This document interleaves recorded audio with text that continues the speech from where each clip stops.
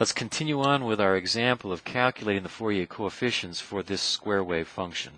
We've already defined the function be piecewise continuous as written here, and we're now going to calculate the a sub k terms, or the coefficients associated with the cosine.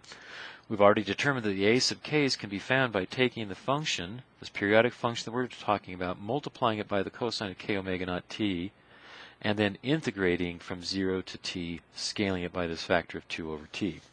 So for this case then, a sub k becomes 2 over t times the integral from 0 to t over 2.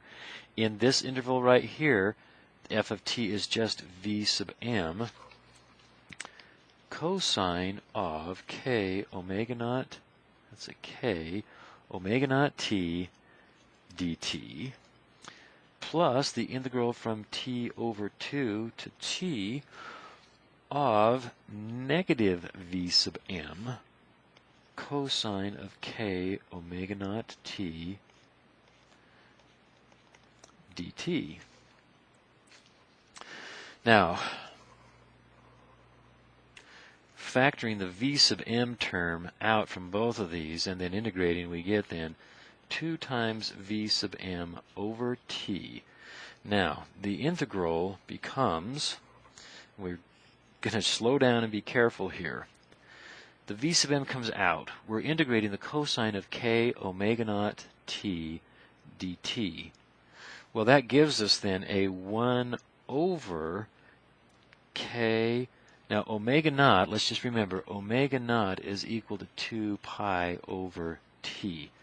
So when we integrate the cosine of at, note that up here, the cosine of at, the integral is equal to 1 over a times the sine of at. So we kick out that 1 over a term. Well, a, the coefficient in front of t, is k omega naught. Replacing omega naught with 2 pi over t, we get then 1 over k times 2 pi over t, that's just my omega naught, times the sine of k. Once again, I'm going to replace omega naught with 2 pi over t, cap t, times t, evaluated from 0 to t over 2, minus, let's see, plus, there's a minus there, so that minus then comes out here as a minus. Once again, we're integrating the cosine. That kicks out a 1 over k 2 pi over t. Integral of the cosine is sine of k 2 pi over t, evaluated this time from t over 2 to cap t. That right there is a cap t. Now, we've got some cleaning up to do. Notice that there's a 1 over k 2 pi over t term on both of these. Let's factor that out. It gives us a 2 v sub m over t times 1 over k 2 pi over t times this thing evaluated at those limits, which is going to be the sine of k 2 pi over t evaluated at t equals t over 2 minus this thing here evaluated at t equals 0. So I'm going to have the sine of 0. Is it all right if we just write that in there as 0? So this is this term at the upper limit. This is this term at the lower limit. Minus now this term evaluated at the limits. So it's going to be a minus times the sine of k 2 pi over cap t. I dropped a t out of here. There's a lowercase t there. Evaluated at t equals cap t minus the sine of k 2 pi over t evaluated at t equals t over 2. Now, and we're being careful, but now we're going to see a lot of things starting to cancel. This t cancels this t. This 2 cancels this 2. and we're left with v sub m over k pi. Let's come up here and write it then. V sub m over k pi. And of course, this is our a sub k then is equal to this. Now, here we've got t's canceling, we have 2's canceling, and we're left with this term right here becomes the sine of k pi, where k is an integer. Now pay attention here because we're going to be doing this a lot. We're going to be looking at the possible values of k. Well, k can be any positive integer.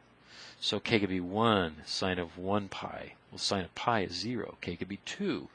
Sine of 2 pi is 0. K could be 3. Sine of 3 pi is 0. In fact, sine of k times pi, this term here, is always 0. The sine of k pi is always 0. Then, we've already got that equaling 0. Then we have minus the sine here, once again, the t's cancel, and we have the sine of 2 times k times pi, or k times 2 pi. Well, the sine of 2 pi is 0. K, an integer, would be k is 1, 2, 3. This argument then for all values of k is going to be sine of 2 pi, 4 pi, 6 pi, 8 pi. Well, the sine of any integer multiple of 2 pi is 0. So we've got the sine of k times 2 pi, and that term is always 0. And then coming on down here we have a minus times a minus. That's going to give us a plus. But looking here, we've got t's canceling, we've got 2's canceling, and we end up with this sine of k pi,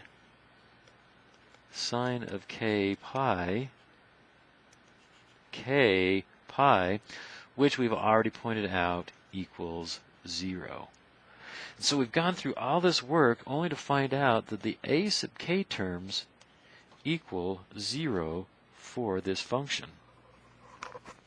What that means then is that f of t and its Fourier expansion, we've already shown that this value equals 0. We've now shown that all of those values are equal to 0. All we have left is this one term, and we're going to find in the next video that the b sub k's, the coefficients associated with a sine wave, are not all going to be 0.